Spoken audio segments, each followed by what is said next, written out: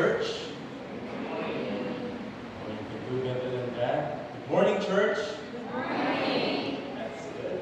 That's better. Thank you, Selected International Church Choir, or MAC International Choir. Thank you for the song rendered and offered to the Lord.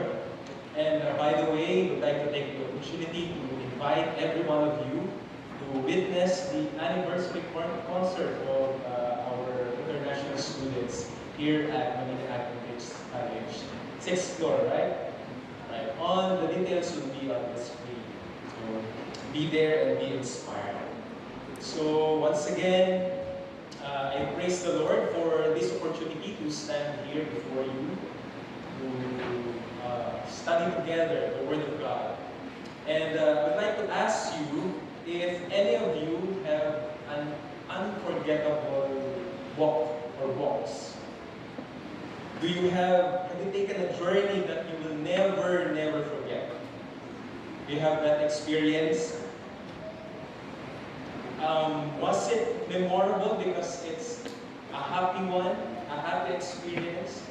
Or you can't forget that experience because it is a sad one. It was a sad one. I remember when I was a bachelor, still a bachelor, 19 or 20 years old, our church choir went to San Francisco, Quezon. I wonder if there's anyone who's from that place, San Francisco, Quezon, or anyone been there, San Francisco, Quezon? No one? So, okay, there's one there, so we're the only two who will be knowing how far that place is. So San Francisco, Quezon, we're about to do a ministry in the church there in Quezon. But unfortunately, the Sabbath that we're going to do ministry in the church, a typhoon came. And it was raining cats and dogs the whole Saturday. So we're not able to do the ministry. We just stayed at home because some streets are flooded. But then came Sunday, we decided to hike. We decided to explore a cave there in Quezon. So we were told that the cave, or the distance of the cave from where our barracks was, the place where we're staying, is a half-day walk. So we're so excited, young as we are. We didn't bring food. We didn't bring lights because it's just a half-day walk. But then we didn't expect that the track, the path that we're going to traverse was so difficult because of the typhoon. The mud that we walk is up to our hips. And because of that, we have to remove our slippers. And because the slippers were off from our feet, the thorns, the pebbles that are very sharp stuck to our feet. And because of that, it slows our walk. It slows down our walk, I mean. And the supposedly half-day walk became from early morning till midnight. So we didn't bring food, we didn't bring lights. Some of our friends fainted already. So it was very challenging.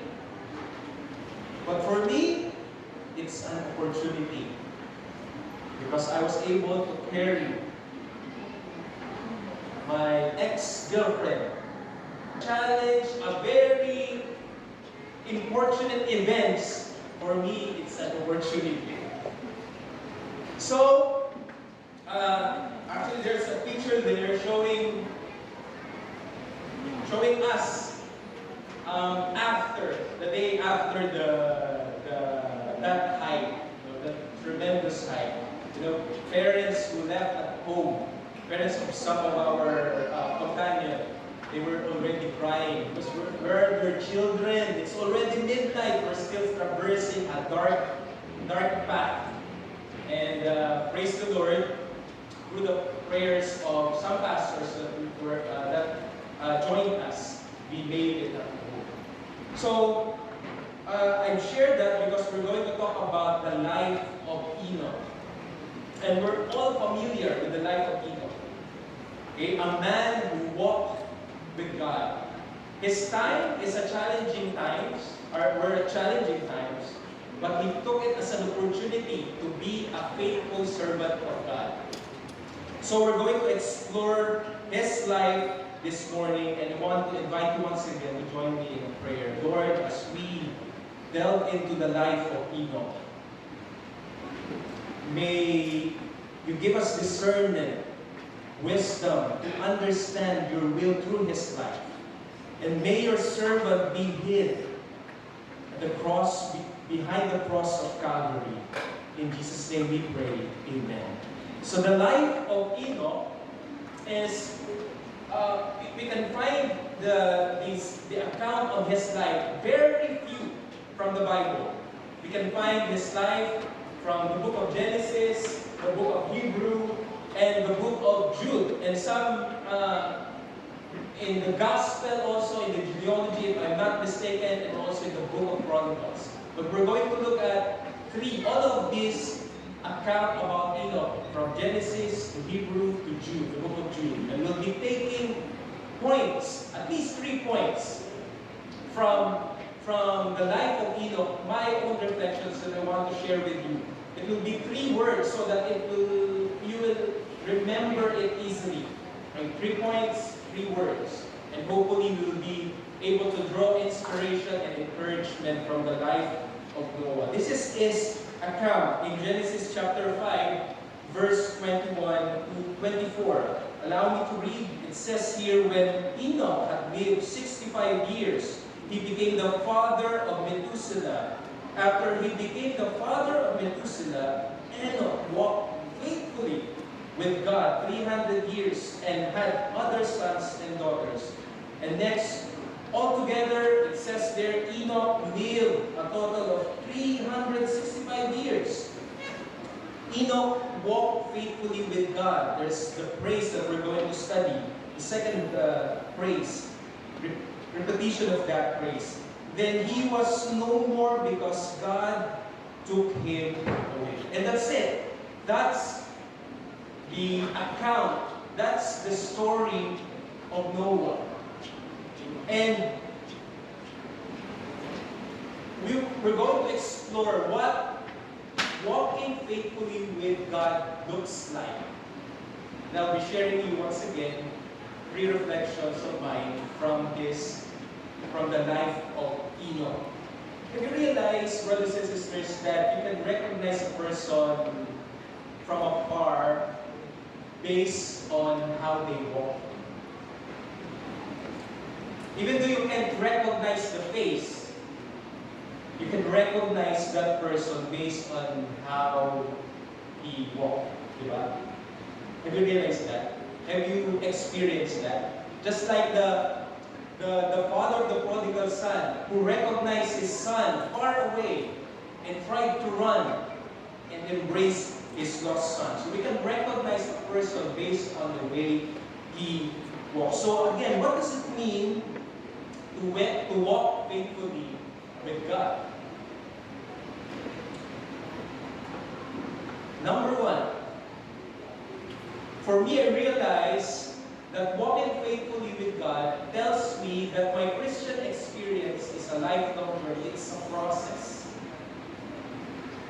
By the surface itself, by looking at the word walk, we can get from that our Christian experience is a walk. And it's not Christian leaping, and it's not Christian jumping, but it's a walk. It's a process. My Christian experience is not static. It's not a static event, but rather a continual and evolving process of growth, learning, and spiritual development. You know, it suggests also that our Christian experience is not a one-time, big-time event. Once you believe, that's it. But rather, it's an ongoing journey. And you realize that, brothers and sisters, that your Christian walk is a process, that you are a work in progress. So that's my first reflection. And walking faithfully with God entails at least three things. Consistency of practice, meaning you develop rhythms in your life that helps you to become a mature disciple of God. Also, a lifelong journey of learning and at the same time unlearning things. Okay, so these are the things that involves the process, the journey I have for Christ. And in fact, level of faith. So you become mature at some point, and you grow, and you become more mature at some point. So it tells me, brothers and sisters, as I reflect from the message for this morning, that I should not expect, if Christian experience is a process, I should not expect newly converted Christians to behave like me right away. Do you think so? Do you agree with me? But you should not expect newly converted Christians and judge them because they don't behave like you. You who are 10 years, 15 years, 30 years in the faith. So, instead, let us acknowledge that people are different, or they are experiencing different levels of faith as they journey. Their understanding, their maturity, and their behavior. So instead of judging them, I realize, instead of judging them, if I see them misbehaving or not behaving like me, number one, I realize that I should pray for them. Instead of gossiping about them and taking them to the church board, I should pray for them because they are still in the journey. They are still in a work in progress. So I should pray for them. And to even level up, I should journey with that person. Allowing myself to learn with this person who are newly converted. You know, Zacchaeus was a small guy, and the account says that he could not get to Jesus Christ because of the tall people. And sometimes, or most of the time, tall people are the one who hinders the small Christian to get into Christ. But I believe, Pastor Paulo, your church is not like that. Amen? Tama na. Kunti na naniwala. Na ganyan po kayo. So, instead of judging them, because the Christian experience is a walk, it's a process. We should not judge newly converted Christians. But sometimes, we expect them to behave like that, like us, when we just preach to them 1 week or 2 weeks. And then we expect them, you should be like this now. But Christian life is a process. We have different levels of maturity and faith. So be kind to each one of us, to one another. Be merciful and be gracious, just like our Father in heaven is merciful and gracious to us. You know, since it is a Christian walk and not Christian jumping or leaping, you're not jumping from one stage of maturity to one stage of maturity, but you are journeying in a process that God allows you to have. You know, it's inevitable that you will not fall. And King Solomon, the author of the book of Proverbs, recognized that when he said, "For a righteous man may fall 7 times." Why does he fall 7 times? Why does a faithful Christian fall 7 times? Simply because he keeps on getting up. So when you fall, And it's inevitable that you will not fall. You just get up. In the book of John, he said it this way. When he said, "My little children, these things I write to you, that you may not sin." And that's the encouragement of John, so that we will not sin. But you recognize that along the way, along this journey, along this process, we will fall. And then he said, "If anyone sins, just remember, we have an advocate with the Father, Jesus Christ, the righteous." You know what?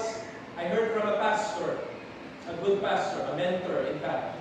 I heard from him that the single secret in a successful Christian walk is this: when you fall, just get up. When you fall, just get up. When you sin, remember, Christ is there. So, walking faithfully with God is a process. I realize that my experience is a lifelong journey. And I recognize that my life is a work in progress. I have mistakes, I have my flaws, I have my weaknesses, and so are you.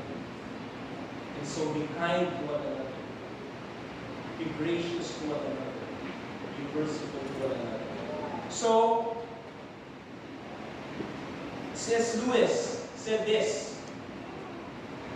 in a radio broadcast that he did long time ago when he was still alive. He said, "I was pointing out last time that the Christian life is simply a process of having your natural self changed into a Christ self." So it's a process, a journey of becoming like our Lord Jesus Christ. And that this process goes from far inside, deep inside you, going out, and not from out going inside. So again, brothers and sisters, the first point that I want to share with you this morning is that our Christian journey is a process. Our Christian experience, I mean, is a process. So, this being said, also, you should not just be kind to others, but also be kind to yourself. And when you fall, be kind to yourself. Just get up. Remember that Jesus Christ is still there, because it's not yet second coming. He's still there. And if you faithfully confess your sin, you sincerely confess your sin, He is faithful to forgive you of all the sins that you have committed. There's nothing that He cannot forgive. Okay? So that's the first one. Number two, the word faith. I realized that I should walk with steadfast faith. As I study the life of Enoch, I realized that I should walk with steadfast faith. Always hear this. The Greek translation of the Old Testament, we called it in theology, we called it Septuagint. The Greek translation of the Old Testament renders the phrase "walk faithfully with God" as the phrase "He pleased God." Okay? He pleased God. So it's equivalent. Walking faithfully with God means Enoch pleased God. In fact, if we were going to read his account in the book of Hebrews, is the second account of the life of Enoch in the book. For before he was taken, he had this testimony. And what is that? That he pleased God. So, walking with God means pleasing God. And it says here, to continue the story, it says here, but without faith, it is impossible to seek Him. So, in the book of Hebrews, it denotes two defining characteristics of those who, like Enoch, possess a true saving faith. And what are those two things? That is an evidence of a true saving faith. Number one is that part which says, for he who comes to God must believe that He is. Meaning, you must believe God. Believing about the existence of God, believing about God is different from believing God. Believing who really is Him. Believing His true character. Believing what He did for you and for me. So, it's about believing. The sinner must affirm the true God as He really is. That's number one. That is pleasing God. And number two is about trusting God. I must trust in Him as my Redeemer and Savior. When you sin, trust the promises of God. Trust His sacrifice for you. Who among you here can say that you are saved?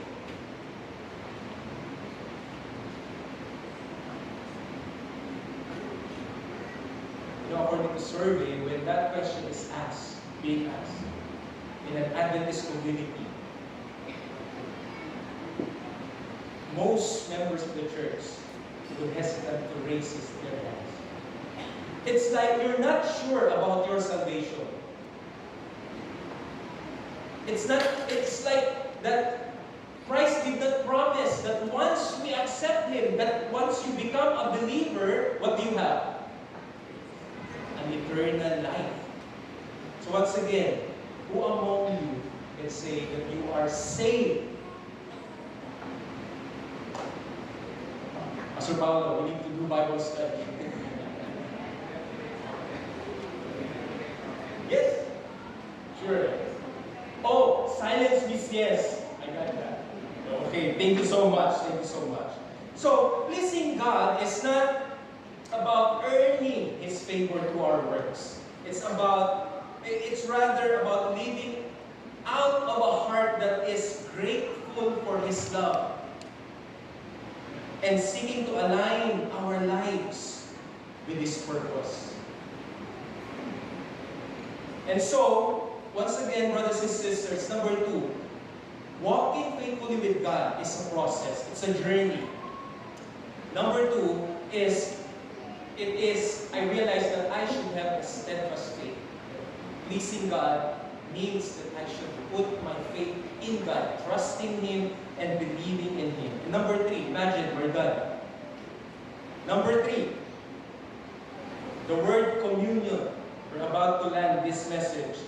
It involves a moment-by-moment communion with God. So walking faithfully with God means a moment-by-moment communion with God. You know, I cannot explain this very well compared to how Ellen White said this in the book Desire of Ages, page 834. She said that it would be well for us to spend a thoughtful hour each day in contemplation of the life of Christ. Ano po mga kapatid, what is that? A thoughtful hour each day.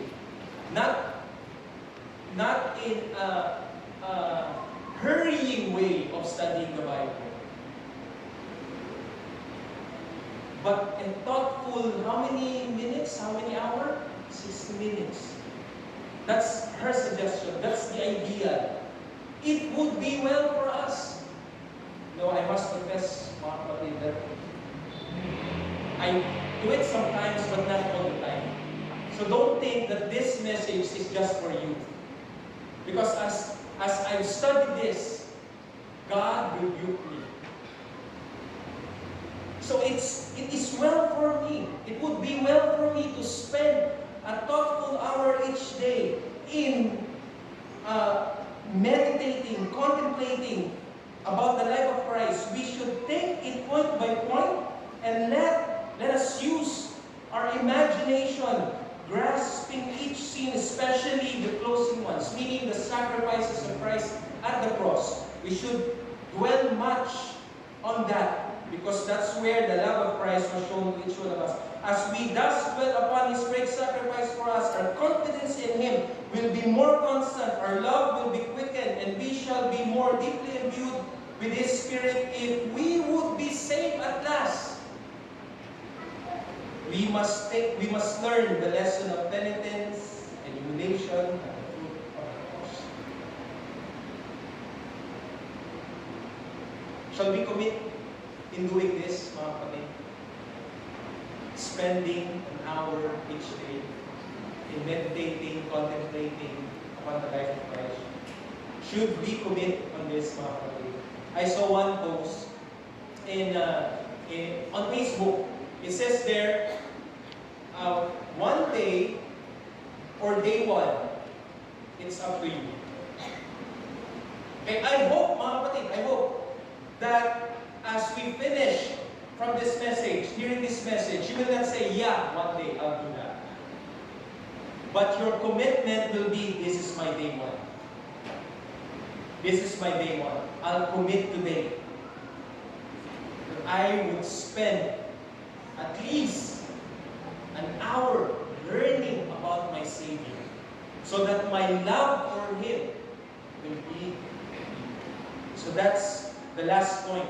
Walking faithfully, just like Enoch, I realized that our journey is a process. Number 2, that I should put my faith in God. And number 3, that I should spend quality time with God. Quality communion with God. You know what I like, what amazes me about the life of Enoch? And in fact, I forgot to tell you that you're starting a new series. I was told by your pastor that you're starting a new series called the 12 Unlikely Heroes. Okay? And Enoch was considered a hero not because he was strong like Samson. He was not described like that. He was not considered in the Bible as a hero because he parted the sea, just like Moses. Or he was not considered a hero because he killed a giant like David, or even calls a fire from heaven like Elijah. None of that made him a hero. But what made him a hero for me, at least, is that Enoch was a hero maker. You like that? A hero. That is to say that Enoch invested in others to help them become the person God wants them to be. Again, let me repeat that, mga kapatid. Enoch invested in others, invested his life, he invested his time so that others would become the person God wants them to be. You know, as a disciple of Christ, that should be one of our goals.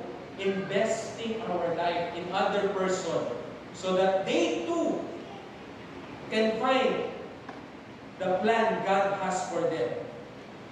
Look at this.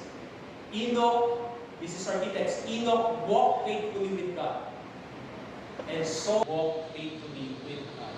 We don't have the details, but I just use my sanctified imagination that Enoch spend time, teaching, guiding, mentoring.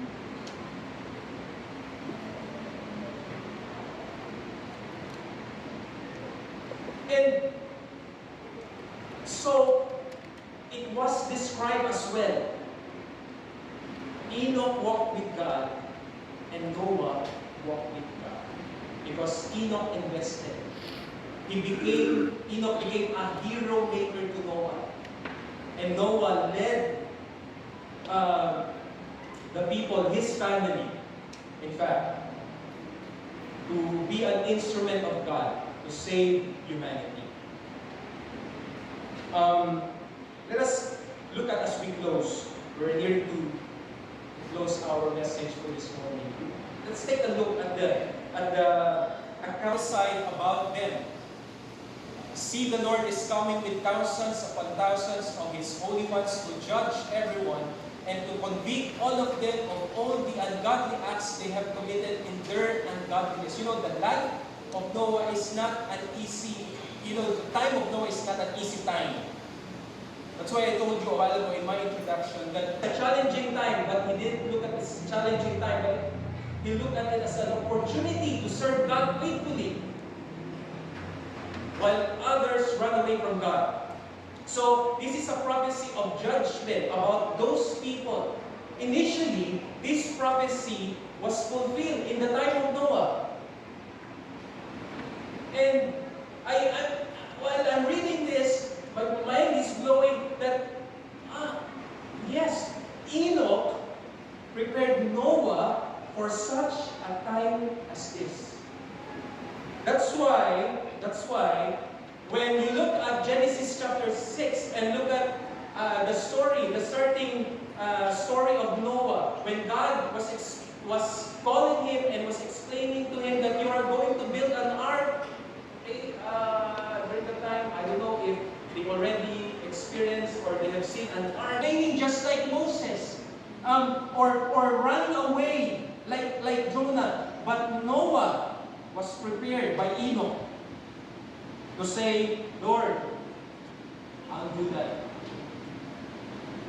So the account is just like this. Noah did according to all that God commanded him. So because Enoch became a hero maker for him. So, stop to be a hero. Amen. Amen. Invest time to other people.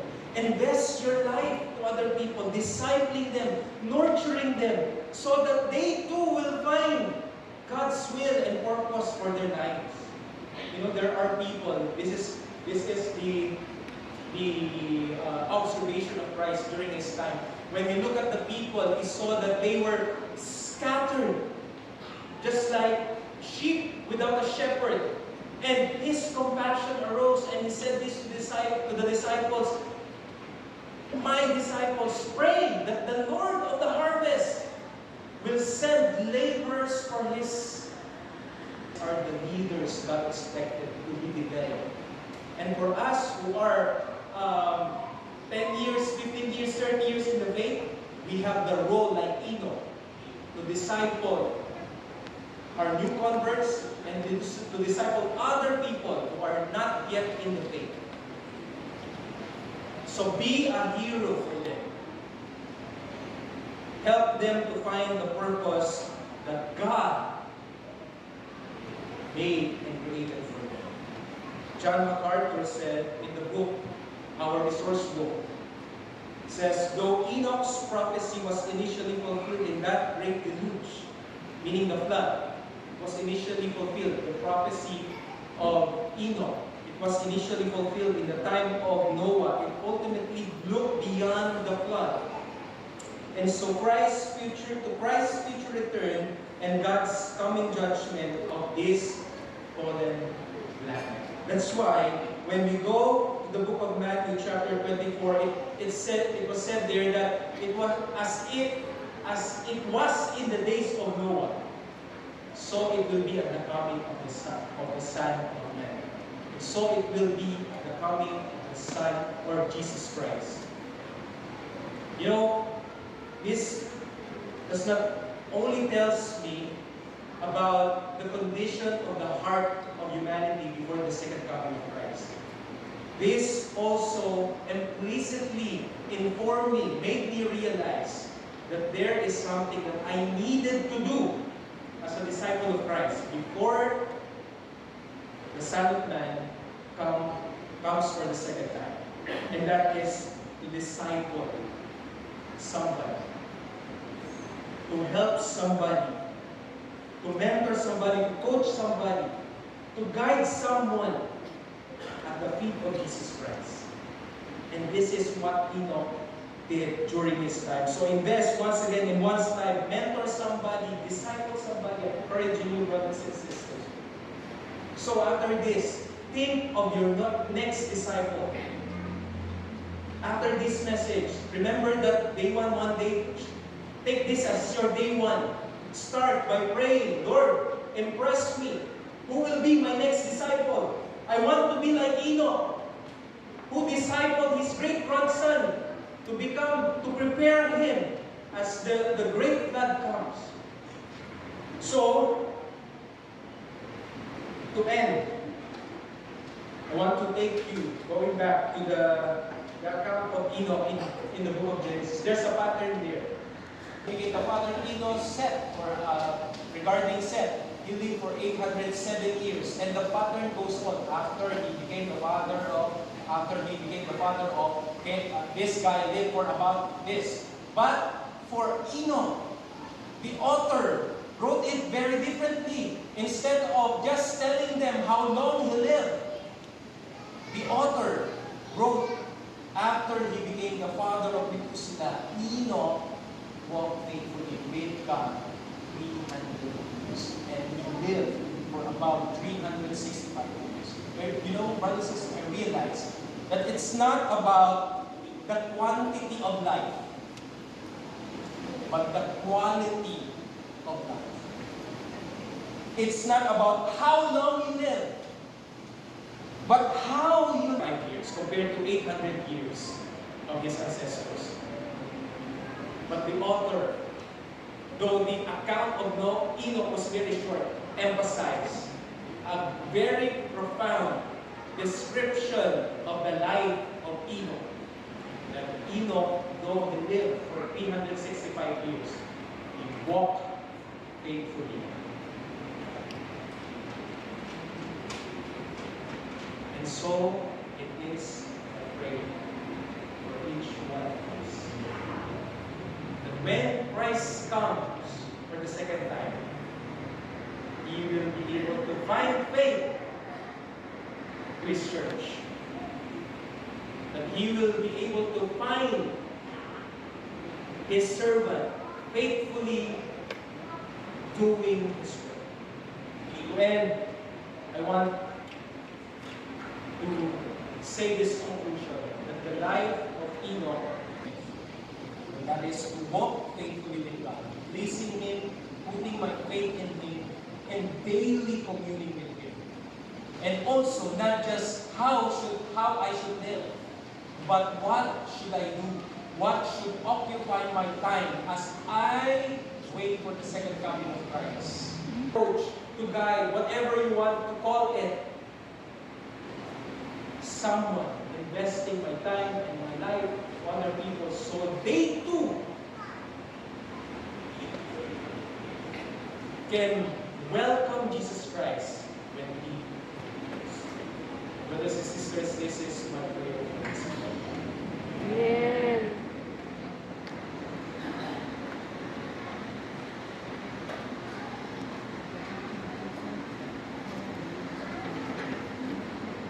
Even in response to the wonderful message this morning, shall we all sing together, "Oh, let me work with Thee," as in 554. 554.